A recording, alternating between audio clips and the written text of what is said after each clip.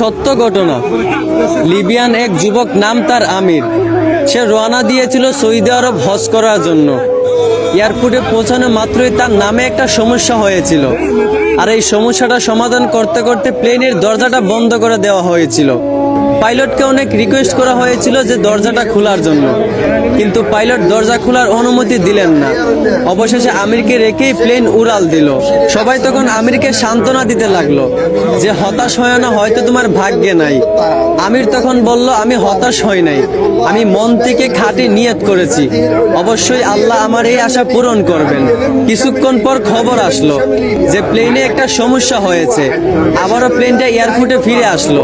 এয়ারপোর্টে আসার পর প্লেনের সমস্যাটা সমাধান করার পর আবারও পাইলটকে রিকোয়েস্ট করা হলো দরজাটা খুলে দেওয়ার জন্য, কিন্তু পাইলট আবারও আমিরকে না নিয়েই প্লেন নিয়ে উড়াল দিল।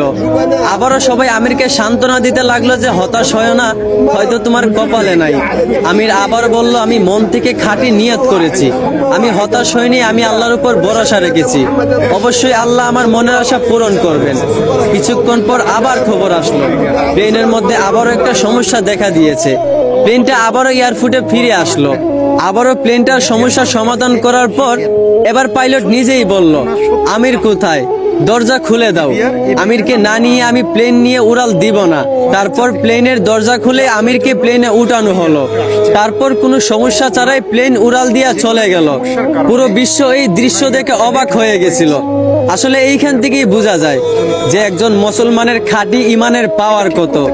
এইখান থেকেই বোঝা যায় যে আল্লাহর উপর ভরসা রাখলে অবশ্যই আল্লাহ সহায় থাকেন।